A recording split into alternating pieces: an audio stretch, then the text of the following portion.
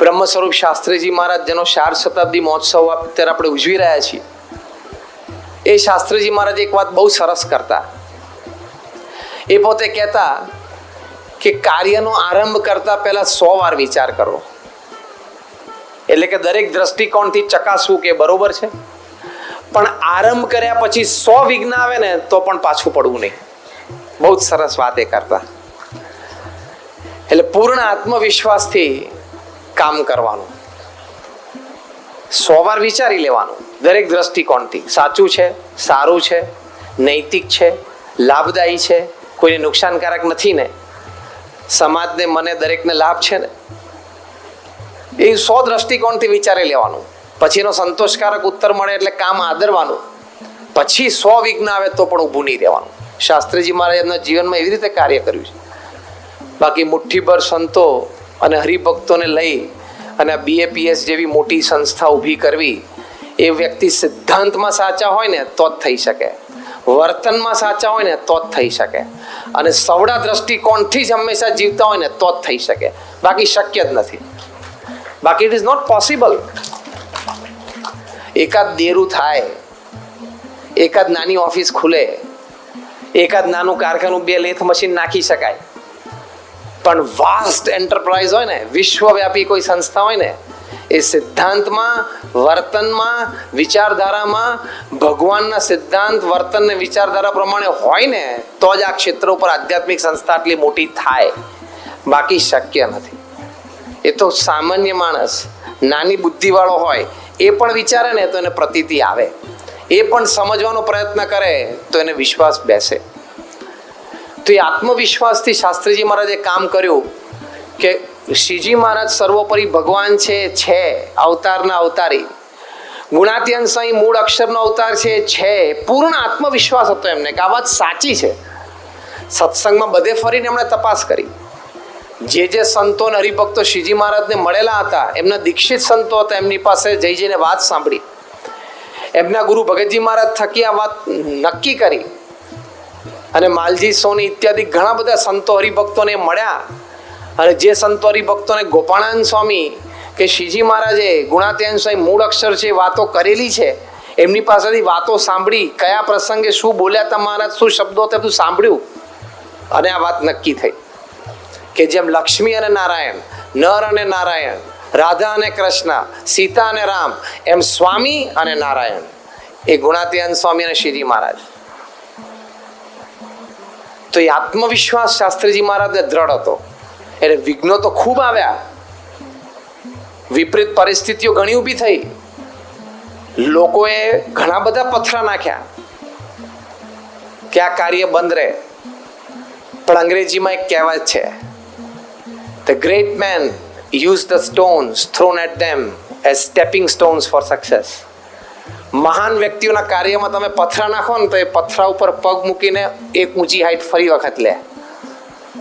એને પથરો છે ને વિઘ્ન ના નાખે, એ પથરો શું બની જાય? પગથિયું બને. શાસ્ત્રીજી મહારાજના કાર્યમાં બધા જ પથરા જે નાખ્યા એ બધા પગથિયા બની ગયા અને પ્રગતિ ચાલુ રહી. એટલે એવું કહેવામાં આવે છે કે તમારા રસ્તામાં જે પથરા નાખે, એ પથરાનો તમે 3 પ્રકાર ઉપયોગ કરી શકો. પહેલો પ્રકાર, પથરો નાખે એ પથરો તમે ઉઠાઈને એની ઉપર પાછો નાખો. બીજો પ્રકાર, એ પથ્થર છે એ વિઘ્નરૂપ થઈ જાય, દિવાલ ચણાઈ જાય અને તમારી પ્રગતિ રૂંધાય. અને ત્રીજો પ્રકાર, એ પગથિયા ઉપર તમે પગ મૂકી અને એને પગથિયું બનાવીને આગળ ચાલો. આ 3 પ્રકાર થાય. બૌદ્ધા દુનિયામાં 99.99% પ્રજા પહેલા 2માં સલવાઈ જાય. કાં તો પાછો એ પથ્થરો પાછો નાખે. મહાન પુરુષો એ પથ્થરો પાછો ના નાખે.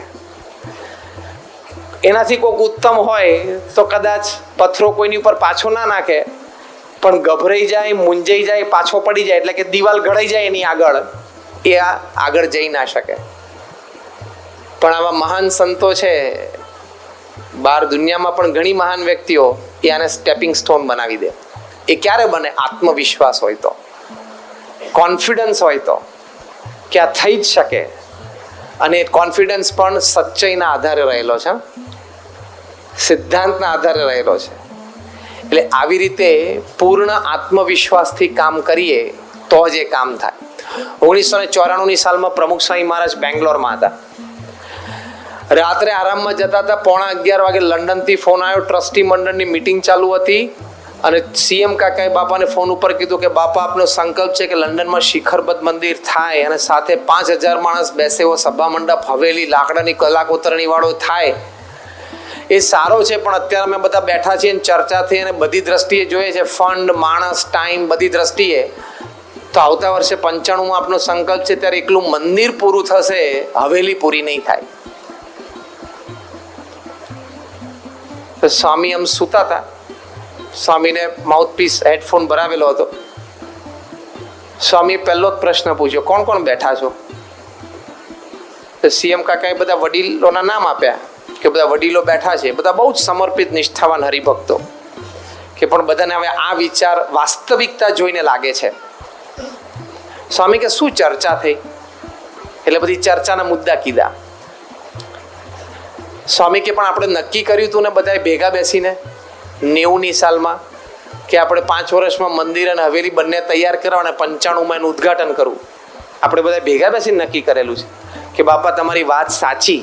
હરિભક્તોએ વાત કરી, ટ્રસ્ટીશ્રીઓએ, કે તમારી વાત સ્વામી સાચી, પણ વાસ્તવિક પરિસ્થિતિ એવી છે કે ફંડ પણ ઓછું છે, નહીવત જેવું માંડ મંદિર પૂરું થશે અને લાકડાની હવેલીના કારીગરો ક્યાંથી લાવવા એ કંઈ સૂઝ નથી આપણને. અને એ બધા તો ભારતમાંથી પાછા એને અહીંયા લાવવાના, વર્કિંગ વિઝા ઉપર 100-200 જણાને કામ કરે, અને એટલો ટાઈમ પણ નથી, હવે એવો સમય પણ નથી. અને પ્રમુખ સ્વામી મહારાજ ટોપ ગિયર 5th ગિયરમાં આવી ગયા સીધા જ.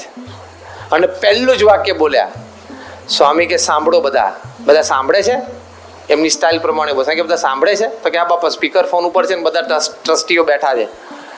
સ્વામી કે બધાને જય સ્વામિનારાયણ. તો બધાએ કીધું હા બાપા જય સ્વામિનારાયણ. પછી પ્રમુખ સ્વામી મહારાજ પહેલું જ વાક્ય બોલ્યા, સ્વામી કે જે દિવસે આપણે નક્કી કરેલું કે મંદિર અને હવેલી બંને બાંધવા છે એ દિવસે મારો ઉપલો માળ ખાલી નહોતો. પછી બીજું વાક્ય બોલ્યા કે પૈસા ક્યાંથી આવશે, માણસ ક્યાંથી આવશે, એ બધી જ ગણતરી મારા મનમાં હતી. માટે મંદિરે કરવું છે, હવેલી એ કરવી છે અને આવતી સાલ ઉદ્ઘાટન પણ કરવું છે. કે બાપા પણ પહોંચી વળે એવું લાગતું નથી. સ્વામી કે બંગડી પહેરીને બેઠા છો? જો આત્મવિશ્વાસ. સ્વામી કે બંગડી પહેરીને બેઠા છો? અને બીજું વાક્ય બોલ્યા, સ્વામી કે છાતી ઉપર પથરાઈને પડ્યા છે ને ઉપર ચડતા કેમ નથી? આમ પણ તોય આમ સામેથી સ્વામીને થોડી આમ ઢીલાસ જેવું લાગ્યું. અને સ્વામીએ ત્યાં નિર્ણય લીધો, ચાલુ ફોને. સ્વામી કેવું લંડન આવું છું. બાપાને લંડન જવાનો કાર્યક્રમ હતો 1994માં. બીજા વર્ષે પ્રતિષ્ઠા માટે પધારવાના જ હતા, કારણ કે એ ભવ્ય શિખરબદ્ધ મંદિર હતું. સ્વામી કેવું લંડન આવું છું. અને ફોન મૂકતા છેલ્લું વાક્ય બોલ્યા, સ્વામી કે મળદા બેઠા કરી દઈશ. આ વાક્ય બોલ્યા હતા બાબા. સ્વામી કે મળદા બેઠા કરી દઈશ. અને ગયા લંડન, 4 મહિના રહ્યા, સવારથી સાંજ સુધી એક જ પ્રોજેક્ટ.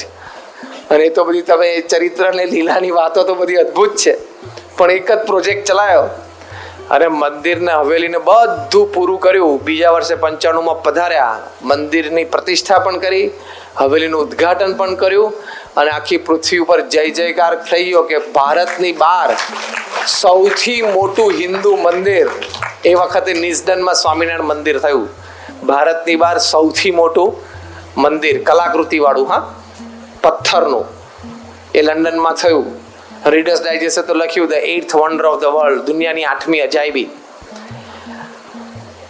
અને હવામાં પ્લેન લંડન ઉપરથી ઉડે, ઇથ્રો ઉપરથી, ત્યારે ઉપર પ્લેનમાં જાહેરાત થાય કે નીચે જો પેલું મંદિર દેખાય, સ્વામિનારાયણ મંદિર જેની હમણાં પ્રતિષ્ઠા થઈ, એવું અનાઉન્સમેન્ટ થાય. લોકો બહાર એમની જોવે નીચે.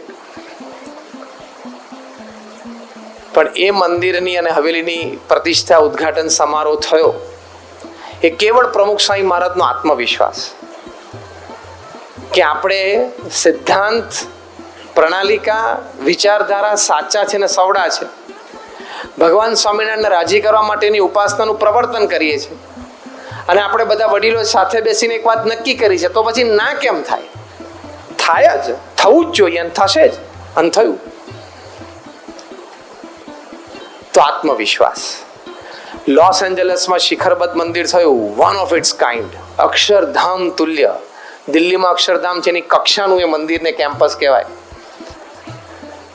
તો ત્યાં તો પ્રમુખ સ્વામી મહારાજ બધી જમીનો જોવા માટે ગયેલા 2000ની સાલમાં. તો ત્યાં ચીનો હિલ્સ, ત્યાં હરિભક્તો એમને લઈ ગયા કે બાપા સ્વામી કે આ પુષ્પ છાંટે, સ્વામી કે અહીંયા આપણે મંદિર કરવું છે. અને બધી પરચેસ ને બધું થઈ ગયું, પછી ખબર પડી ગયા તો ગ્રીન ઝોનમાં જઈને તો 36 ફૂટથી વધારે હાઈટ જ નહીં મળે. 36 ફૂટમાં તો ઘૂમટી ના આવે, શિખર તો ક્યાંથી આવે?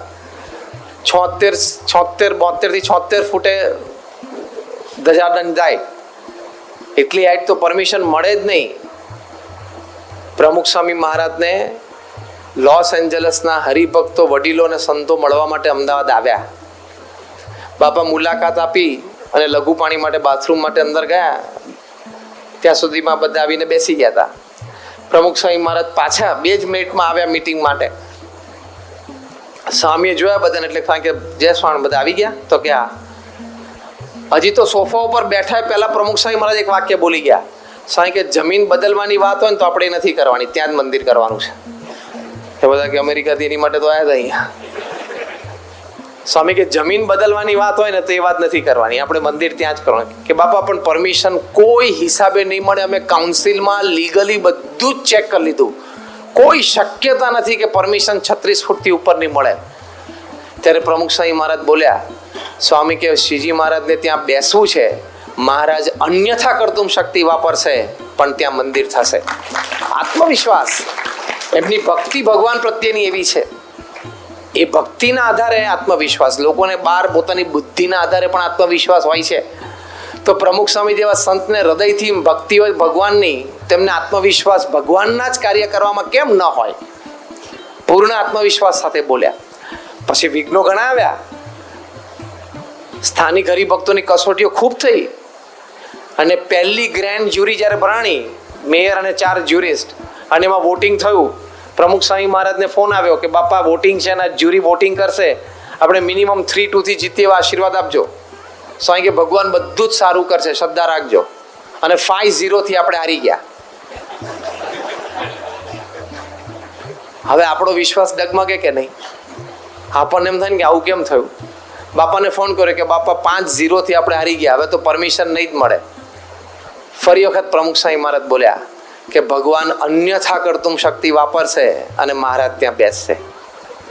હવે આ મુદ્દે, આ સ્થાને એક પ્રમુખ સ્વામી છે, કોઈને વિશ્વાસ નહોતો. બધાને એટલું હતું બાપા બોલ્યા છે એટલે થશે, પણ આમ બીજી કોઈ રીતે લૌકિક દ્રષ્ટિએ, વ્યવહારિક દ્રષ્ટિએ વિશ્વાસ જ ના બેસે. સ્વામી કે થશે. અને પછી અમેરિકન પ્રોસેસ પ્રમાણે ત્યાં સિગ્નેચર કેમ્પેઇન ચાલે કે એ જે વોર્ડ, જેમ આપણી મ્યુનિસિપાલિટીનો વોર્ડ હોય ને, ત્યાં એ લોકો નેબરહુડ કહે, તો નેબરહુડમાં સિગ્નેચર કેમ્પેઇન ચાલે કે તમે એમ કહો છો કે મંદિર બાંધવું છે અને આ વર્ગ એમ કહે છે કે નથી બાંધવું, તો લોકોને પૂછો. એ લીગલ પ્રોસેસનો એક પાર્ટ સિગ્નેચર કેમ્પેઇન પણ છે યુએસમાં. એટલે આપણી વિરોધની જે લોકો હતા ગ્રુપ, એ લોકો વેબસાઇટ ચાલુ કરી દીધી આપણી અગેન્સ્ટમાં સિગ્નેચર લેવાની. બાપાને કહ્યું બાપા આવું થયું છે. સ્વામી કે આપણે બધે ઘરે ઘરે જાઓ, બધાને વાત સમજાવો. એટલે નાના મોટા ભાઈ બધા ઘરે ઘરે ગયા સિગ્નેચર કેમ્પેઇન માટે. હવે આજુબાજુ બધા કોણ રહેતા હતા? દેસાઈ ને કોળી પટેલ નહીં, ટંડેલ નહીં, ઇટાલિયન, મેક્સિકન ને ચાઇનીઝ લોકો રહેતા હતા બધા આખા નેબરહુડમાં. એને તો પહેલા BAPS શું ને અક્ષર પુરુષોત્તમ શું બધું નહીં સમજાવવાનું, આ મંદિરની પ્રવૃત્તિ શું, અમે ઇન્ડિયામાં કોણ છીએ, અમે ગુજરાત બેઝ છીએ, ત્યાં અમારે આવું સંસ્થાન, આવી પ્રવૃત્તિ, આવા મંદિરો, સંતો, હરિભક્તો, બધી વ્યવસ્થા, બધું નહીં સમજાવવાનું. એકથી બધું સમજાવવાનું. પણ આપણા હરિભક્તો, બાળકો, કિશોરો, નાના મોટા ભાઈ બધા ખૂબ શ્રદ્ધા રાખીને ઘરે ઘરે ગયા અને સિગ્નેચર કેમ્પેઇન લીધું. અને અમુક પર્સન્ટેજ ઉપરની સિગ્નેચર આવે એટલે રીજ્યુરી, એમાં રીજ્યુરીમાં એન્ટર થયું ખરું અગેન. અને બાપાને ફોન કર્યો કે બાપા આ ફાઇનલ ગ્રેન્ડ જ્યુરી છે. 5 જ્યુરિસ્ટ બેઠા હતા, સામે 2000 લોકો બેઠા હોય ઓપન એડિટોરિયમમાં, 1000 લોકો વિરોધ ના હોય, આ બાજુના પ્રો હોય, પ્રો ને એન્ટી બે બેઠા હોય. અને જેને સહી કરી હોય ને એનું ગમે તેનું ફોર્મ ખેંચાય, એનું નામ બોલે નાગણીને બોલવાનું કે હું કેમ મંદિરના અગેન્સ્ટમાં છું, તો કેમ સપોર્ટ કરું છું. આપણી જેમ ગમે તેમ સહી કરી નાખી ના ચાલે. હા તું તાર કર ને, કે લાય મને એક ફોર્મ આપ 10 લઈ આવ સહી, એવું ના હોય. અહીં તો એવું લાય તો એક ફોર્મ લાવતો કે 10 સહી લઈ આવું મારા કાકા મામા માસી એવું ના હોય ત્યાં. હા, ત્યાં તો ખબર હોય એને, અમેરિકન સિટીઝનને ખબર હોય કે હું સહી કરું છું એટલે શું, આ મને ગમે ત્યારે કોર્ટમાં બોલાવીને કે તે સહી કરી છે, તું મંદિરને કેમ તે સહી કેમ કરી, મંદિરને તું સપોર્ટ કેમ કરે છે, he has to have a reason, એની પાસે કારણ હોવું છે કે મેં કેમ સહી કરી છે. એ ત્યાં એમ ના કહેતા તમારે પેલો ભત્રીજો લઈને આવ્યા તો તમે કરી દી, એવું ના ચાલે. એટલે બધાને સમજાઈને સહી લેવાની હતી. અને ગ્રેન્ડ જ્યુરી બેઠી. જો પ્રમુખ સ્વામી મહારાજનો આત્મવિશ્વાસ, સ્વામીને ફોન કર્યો અને પ્રમુખ સ્વામી મહારાજ મુંબઈમાં હતા અને બીમાર હતા, 101 ડિગ્રી તાવ હતો, શરદી હતી, બ્લડ પ્રેશર ડાઉન હતું, અને સાંઈ બાપા પર ફોન આવ્યો કે બાપા ગ્રેન્ડ જ્યુરી છે, આમાં જે નિર્ણય થયો ફાઇનલ, આનાથી આગળ ક્યાંય જઈ શકાશે નહીં. સ્વામી કે મહારાજને પ્રાર્થના કરી છે, 5-0 થી વિજય થશે અને ડંકો વાગશે. હવે આ બોલ્યા તો એ લોકોને એમ થાય કે ચલો બીજા 4 જણા વોટ આપશે, પણ આ મેયર તો આપવાના જ નથી, કારણ કે મેયરને તો આપણે 4 વર્ષથી બોલાવતા હતા કે એકવાર રવિવારની સભામાં આરતી ઉતારવા આવો, એકવાર કેમ્પસ જોવા આવો, એકવાર અમારું જિમ્નેશિયમમાં છોકરા રમે છે તો ઉદઘાટન કરવા આવો બાસ્કેટબોલનું, એક રીતે આવે નહીં. એ તો અગેન્સ્ટમાં જ હતા, એટલે એનો વોટ તો નથી જ મળવાનો તો ખબર હતી, પણ સ્વામી કે 5-0 થી જીતશું. અને પછી ગ્રેન્ડ જ્યુરી ભરાણી, બે બાજુથી ફોર્મ લે અને જેનું નામ અમે બોલવાનું, પ્રો વાળા બોલ્યા આપણા કે અમે કેમ મંદિરને સપોર્ટ કરો છો. બાપાને આ પણ વાત કરેલી કે બાપા આપણામાંથી જેના નામ નીકળે ને બધા બોલી શકે. સ્વામી કે મહારાજનો પ્રવેશ થશે અને બધા સર્વોપરી બોલશે. આશીર્વાદ કે બાપા આપણી અગેન્સ્ટમાં પણ બધા વારાફરતી બોલશે. સ્વામી કે મંદિરની વિરુદ્ધમાં કોઈ બોલી જ નહીં શકે. આ આશીર્વાદ, કેટલો આત્મવિશ્વાસ, મંદિરની વિરુદ્ધમાં કોઈ બોલી જ નહીં શકે. અને ગ્રેન્ડ જ્યુરી બેઠીને ફોર્મ ખેંચાણ, પહેલા બધા પ્રો, અને એમાં આપણા હરિભક્ત છે ઘનશ્યામસિંહ ઝાલા, એ ત્યાં કેલિફોર્નિયામાં એમના મોટાભાઈ ભરતસિંહ ઝાલા આપણા વર્ષો સુધી કોર્ડિનેટર હતા. એમની 11 વર્ષની દીકરી, એનું ફોર્મ આવ્યું, એનું નામ આવ્યું. હવે 11 વર્ષનું બાળક તો શું બોલે, અને એમાં ગ્રેન્ડ જ્યુરી બેઠી હોય ઓપન ઓડિટોરિયમમાં, અને એ 11 વર્ષની દીકરી એ આવી સ્ટેજ ઉપર અને એને પૂછ્યું જ્યુરીએ કે વાય ડુ યુ સપોર્ટ મંદિર, તે સહી કરી છે તો મંદિરને કેમ સપોર્ટ કરસ. પ્રમુખ સાંઈ મહારાજ શું બોલ્યા હતા કે જે મંદિરના તરફેણમાં બોલશે ને એમાં મહારાજનો પ્રવેશ થશે. તો એક 11 વર્ષની દીકરી ગ્રેન્ડ જ્યુરીમાં મેયરની સામે જોઈને બોલી કે હું જન્મજાત અમેરિકન સિટીઝન છું અને અમેરિકાના બંધારણ કોન્સ્ટિટ્યુશન પ્રમાણે હું જે ઈષ્ટદેવની ભક્તિ કરવા ઈચ્છતી હોય એનો મને લીગલ હક છે, કોન્સ્ટિટ્યુશનલ બંધારણીય હક છે, માટે ભગવાન સ્વામિનારાયણનું મંદિર અહીં થાય, એની ભક્તિ હું કરી શકું, એ અમેરિકન કોન્સ્ટિટ્યુશન પાસેથી મને લીગલ હક છે. તો મેયર તો જોઈ રહ્યો કે 11 વર્ષનું કોન્સ્ટિટ્યુશનની વાતો કરે છે, બંધારણની. પ્રવેશ પ્રમુખ સ્વામી મહારાજ બોલ્યા તે વાત સાચી છે. પછી એન્ટીમાં બોલવાની શરૂઆત કરી, 1-2 11,000 ને 1-2 કંઈ ઢીલું બોલ્યા ને 1-2 કંઈ બોલી જ ના શક્યા. મેયરને એમ થયું કે આ તો કંઈ બોલ્યા નહીં. પછી વોટિંગ શરૂ થઈ ગયું તરત. બધાએ ચિઠ્ઠીમાં પોતપોતાનો યસનો મૂક્યું, બધાની હાજરીમાં જ થયા. મેયરે ખોલ્યું બોક્સ, 5 ચિઠ્ઠી કાઢવાની હતી, 5ની, અને જ્યાં ત્રીજી ચિઠ્ઠી BAPSના ફેવરમાં નીકળીને હરિભક્તો તો ધ્રુસકે રડી પડ્યા. અને એવું લાઈવ વેબકાસ્ટિંગ મંદિરમાં થતું હતું. ત્યાં તો હરિભક્તો, પણ બાપાનો વિશ્વાસ હતો બધાને, એટલે મિષ્ટાન 2000 હરિભક્તો માટેની રસોઈ, ફટાકડા બધું તૈયાર હતું. હા, બાપાને આત્મવિશ્વાસ બધાનો. અને બધા રડી પડ્યા, કારણ કે જે 7-8 વર્ષનો વિરોધ, 7-8 વર્ષનો જે તકલીફો બધા બેઠેલી, અને પછી તો બધા એમ થયું કે 4થી ને 5મી જે નીકળે આપણે શું, પણ 4થી 4-0, એટલે બધાને એમ થયું કે 4 નીકળી, આ મેયરની ચિઠ્ઠી હજી નહીં નીકળી હોય, બાકી તો એ તો વોટ આપે જ નહીં. અને 5મી ચિઠ્ઠી મેયરે ઊંચી કરી, BAPS યસ 5-0. તે બધા મેયરની સામે જોતા હતા, તમે વોટ આપ્યો ખરો નહીં છેવટે. પણ જો પ્રમુખ સ્વામી મહારાજનો આત્મવિશ્વાસ, આ તો ખાલી આપણે થોડોક એક ઇતિહાસ સાથે લીધો કે સ્વામીશ્રીમાં જે આત્મવિશ્વાસ હતો એ કઈ કક્ષાનો હતો કે ત્યાં થશે જ. તો જો આવા આત્મવિશ્વાસથી મહાપુરુષો કામ કરતા હોય અને આવા આત્મવિશ્વાસથી એને કોઈ વિરોધ છે ને એ દેખાય પણ નહીં.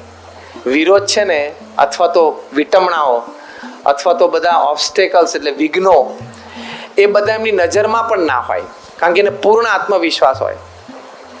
અને આપણે સવારે 9 વાગે તૈયાર થઈને ઘરની બહાર નીકળે ને થોડી વાછટ આવતી ને તો કે આજે ઓફિસ નથી જવું, જવા દે ને કે પલડી જવાશે, એટલે પતી ગયો કાર્યક્રમ. એટલે આવી રીતે આત્મવિશ્વાસથી કામ. 1985માં પ્રમુખ સ્વામી મહારાજ લંડન જતા હતા ત્યાં મોટો કલ્ચરલ ફેસ્ટિવલ ઓફ ઇન્ડિયા ઉત્સવ હતો. એ વખતે આતંકવાદીઓએ, શીખ આતંકવાદીઓએ ધમકી આપેલી કે ભારતનું કોઈ પણ પ્લેન એર ઇન્ડિયાનું સેફ નથી. અને કનિષ્ક તો એને તોડી નાખેલું. કેનેડા ટોરન્ટોથી ઉપડેલું ને, ટોરન્ટોથી ઉપડ્યું અને એટલાન્ટિક મહાસાગર ઉપર એ તૂટ્યું અને 329 પેસેન્જર મૃત્યુ પામેલા. એટલે બધાને આમ થઈ ગયું હતું કે એર ઇન્ડિયાના બધા પ્લેન જોખમમાં છે. પ્રમુખ સ્વામી મહારાજ લંડન જવાના હતા. બાપાને કે બાપા આવી પરિસ્થિતિ છે, આપણે બ્રિટિશ એરવેઝ બુક કરાવીએ. સ્વામી કે શું કામ?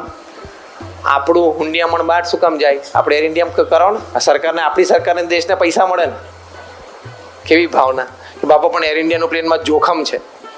સ્વામી કે જોખમ તો દુનિયામાં ક્યાં નથી, બધે જોખમ છે. કે ભગવાન બેઠા છે, રક્ષા કરશે.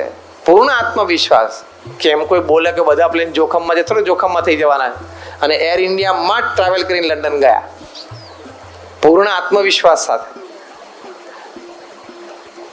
એવી રીતે જે જીવ્યા છે એ આપણી માટે માર્ગદર્શન છે. લોસ એન્જલસમાં એક જણાને કે સ્વામી તમને ખબર છે એક વાતની? તો કે શું? હું જ્યોતિષ છું અને અત્યાર સુધી મેં જેટલી ભવિષ્યવાણી કરી બધી સાચી પડી છે. સ્વામી કે સારું, આશીર્વાદ છે, તમારું જ્ઞાન બધાને પ્રસરે.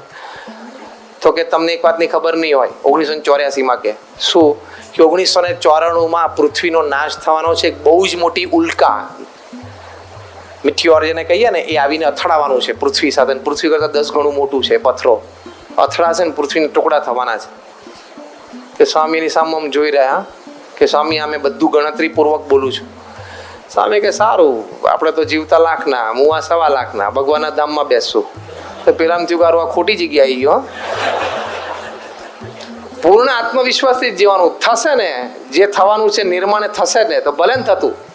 ભગવાન સ્વામિનારાયણે આ વાત વચનામૃત, ધર્મામૃતમાં લખી છે.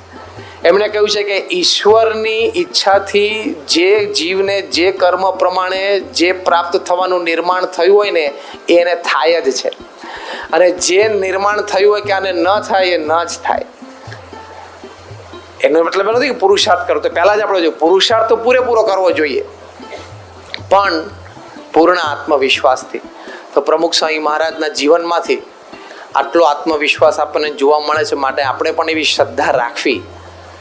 ફરી વખત જેમ શાસ્ત્રીજી મહારાજે કહ્યું એમ 100 વખત વિચાર કરી લેવો કાર્ય આદરતા પહેલા. પણ એકવાર બધી રીતે આમ ઓકે લાગે કે સારું છે, બધું બરોબર છે, આમાં કંઈ ખોટું નથી બધી રીતે, તો કરવું. અને એ કાર્ય કરવામાં 100 વિઘ્ન આવે ને તો પણ પાછા પડવું નહીં. તમારામાંથી ઘણા બધા સત્સંગી હશે, કુટુંબમાં તમે એક જ સત્સંગી હશો, બીજા 2-3 જણા ના પણ હોય. પ્રેમથી એમને સમજાવવા. તમે રવિવારની સભામાં આવવા માટેનો પુરુષાર્થ કરતા હો, નિયમિત પુરુષાર્થ કરતા હો, પણ કદાચ કોઈ વિઘ્ન નાખે, કોઈ એમ કે નથી જવું, તો એને પ્રેમથી સમજાવવા. અને કદાચ ન સમજે તો કેવું કે કદાચ તમારે પ્રસંગે આપણે ફરી વખત બીજે જશું, તમે કહો છો એ જગ્યાએ સોમવાર સાંજે જશું, મંગળવારે સાંજે જશું, પણ રવિવારની સભા ભરવાનો તો નિયમિત પુરુષાર્થ આપણે રાખવો જોઈએ. આ તો વ્યવસાય સંબંધી પુરુષાર્થ છે, પણ સત્સંગ સંબંધી પુરુષાર્થ પણ આપણા હરિભક્તો આપણે બધાય કરવો જોઈએ. પ્રમુખ સ્વામી મહારાજે સત્સંગ સંબંધી પુરુષાર્થ રોજ સવારે પ્રાતઃ પૂજા નથી કરી, તો આપણે કરવાની. એમના જીવનમાંથી જ બધું શીખવાનું છે. કોપી જ કરવાની છે એમના જીવનની, કોપી એ જ કરવાની છે. એટલે બધી રીતે પાસ, તમારે જોવાનું જ નથી કોઈ રીતે પાછું વાળીને. એમણે રોજ સાંજે સત્સંગ સભામાં બેઠા 1.5-2 કલાક, કંઈક સાંસ્કૃતિક કાર્યક્રમ હતો એ રીતે યુવકો બાળકોને રાજી કર્યા, પછી પાછા સ્ટેજ ઉપર આવીને આશીર્વાદ આપ્યા, વ્યક્તિગત મુલાકાત આપી. પ્રમુખ સ્વામી મહારાજ આટલી મોટી સંસ્થાના પ્રમુખ અને ગુરુપદે હોવા છતાં પણ નિયમિતપણે 40-45 વર્ષ સુધી રોજ સાંજે સાયમ સભામાં 1.5-2 કલાક બેસી શકતા હોય, તો આપણે અઠવાડિયે એક વખત રવિવારની સભામાં ના આવી શકીએ? અઠવાડિયે એક વખત આપણી પરાવિસ્તારની સભામાં ના જઈ શકીએ? શું આપણે કંઈ પ્રમુખ સ્વામી કરતાં વધારે વહીવટ વ્યવહાર છે? આપણે અહીંયા જેટલા બેઠા છીએ ને ત્યાં સભા મંડપમાં આપણે બધાનો વહીવટ વ્યવહાર ભેગો કરીએ તો એમના છાંટામાંય ના આવે. અને જવાબદારીની દ્રષ્ટિએ જોવા જઈએ તો છાંટામાંય ના આવે. કેટલી મોટી જવાબદારી છે એમની, કેટલું મોટું કાર્ય છે. તો એ રોજ સાંજે સત્સંગ કરી શકતા હોય તો આપણે કેમ એવો પુરુષાર્થ ન કરી શકીએ? માટે નિયમ રાખીને પુરુષાર્થ કરવો જ કે દર રવિવારની સભામાં આવવું.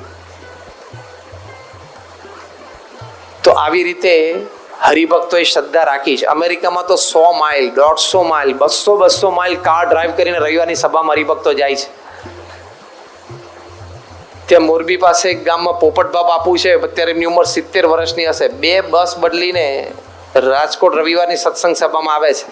તો છેલ્લા 45 વર્ષથી એક રવિ સભા પાડી નથી. એમના દીકરાના લગ્ન હતા, રવિવારની સભામાં નીકળવાનો ટાઈમ થયો તો દીકરાને વહુને આશીર્વાદ આપીને કીધું મારી રવિવારની સભાનો ટાઈમ થઈ ગયો છે, હું જાઉં છું. પણ નીકળી ગયા. આવી રીતે રવિવારની સભામાં શ્રદ્ધા રાખી છે.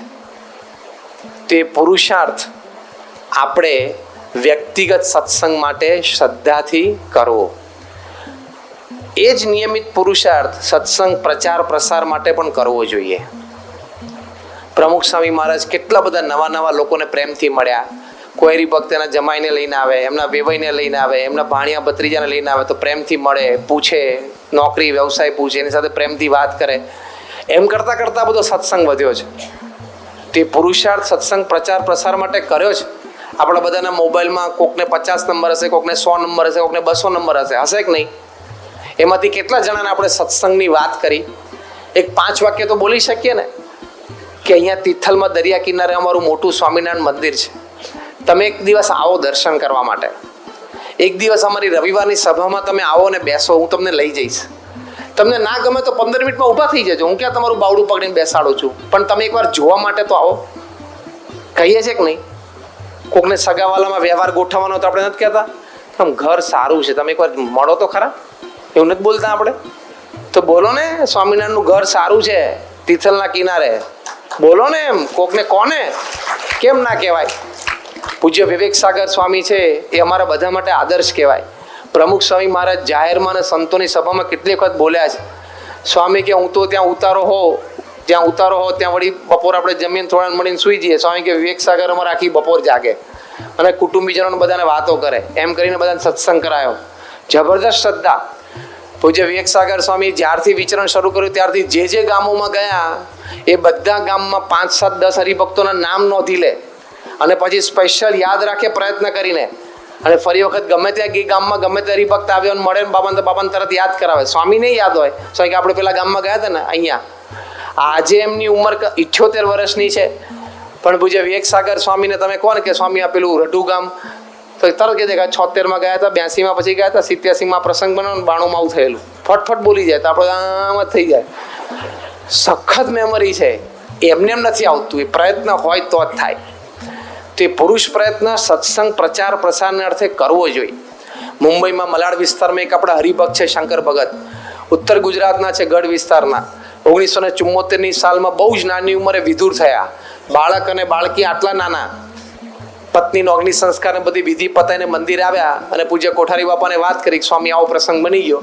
સ્વામી કીધું ભગવાનની ઈચ્છા, પણ તમારે બીજા લગ્નનો સંકલ્પ ના કરવો. તમારા દીકરા ભગવાન મોટા કરી દેશે, તમે ભગવાનનું કામ કરો. તો આવા મોટા સંતના વચન એમને એમ થયું કે સારું આપણે ભગવાનનું કામ કરવું, તો બીજું તો શું કરવાનું ભગવાનનું કામ? ભગવાનની ઓળખાણ બધાને કરાવવાની. તો રોજ સાંજે હીરાની દલાલીમાંથી પાછા આવે દક્ષિણ મુંબઈ, ત્યાં જઈને પાછા ગોરેગાંવ મલાડ આવે. એમણે નક્કી કર્યું કે મારા ઉત્તર ગુજરાતના ગઢ વિસ્તારના જેટલા કુટુંબો અહીં રહે છે ને એ બધાને સત્સંગ કરાવો. કામ તો ક્યાં સત્સંગમાં ખૂટે એવું જ છે. સત્સંગ પ્રચાર પ્રસારનું કામ હાથમાં લો એટલે આવી આપણી હજારો જિંદગી જતી રહે. કોઈ પ્રશ્ન જ નથી સવારથી સાંજ સુધી. આનંદ જ છે. એ નીકળ્યા. 5 વાક્ય બોલતા આવડતા નથી એમને. 2 ચોપડી ભણેલા છે. અને પેલા બધા તો સત્સંગી નહીં, તે સંપર્ક કરવા જાય તો ઘણી વખત એમ કે ભાઈ ઘરમાં કોઈ છે નહીં, પછી આવજો. ઘણી વખત ટીવી જોતા જ કે બેસો ભગત તમે ટીવી જોવા, તો કે ના મારે તો ટીવી નથી જોવું, બહાર ઊભો છું. તો કે સારું આ સિરિયલ પતે પછી તમને બોલાવીએ, તો ત્યાંથી બહાર બેસી રહે. આટલા બધા અપમાનો થયા છે એમના, પણ છતાં એમને શ્રદ્ધા રાખી કે મારે ભગવાનનું કામ કરવું. મને મોટા સદગુરુ સંતે આ વાત કરી છે, આજ્ઞા કરી છે. એ મંડ્યા રહ્યા તો આજે 40 વર્ષે શું પરિણામ છે. એ ગોરેગાંવ અને મલાડ વિસ્તારમાં ઉત્તર ગુજરાતના ગઢના જે 16 ગામો છે એના 400 કુટુંબો વસે છે. 400 કુટુંબોને એને નિષ્ઠાવાન સત્સંગી કરી દીધા. દરેકને ઘર મંદિર, વચનામૃત સ્વામીની વાતોનું વાંચન, પૂજા પાઠ, તિલક ચાંદલો, રવિવારની સભા બધું જ રડ કરાયું. મલાડની પરા વિસ્તારની સભા 800 જણાની. ગોરેગાંવની પરાવિસ્તારની સભા 450 જણાની. એ બધો દાખલો આ શંકર ભગતનો. આ પુરુષાર્થ સત્સંગના પ્રચાર પ્રસાર માટે એમણે કર્યો. એમાં એમને કેટલો વ્યક્તિગત ધોરણે લાભ થઈ ગયો? તો મુંબઈમાં 5000 માણસની હરિભક્તોની સભા, યોગી સભાગૃહમાં, એમાં પ્રમુખ સ્વામી મહારાજ એક વખત બ્રાહ્મી સ્થિતિની બ્રહ્મરૂપ થવાની બધી વાતો કરતા હતા. એમાં શંકર ભગતને ઊભા કર્યા. સ્વામી કે જો અમારા શંકર ભગત બેઠા, ઊભા થાવ એમ કહીને ઊભા કર્યા. તો બિચારા ભગત ઊભા થયા. સ્વામી કે શંકર ભગતના દર્શન કરી લો.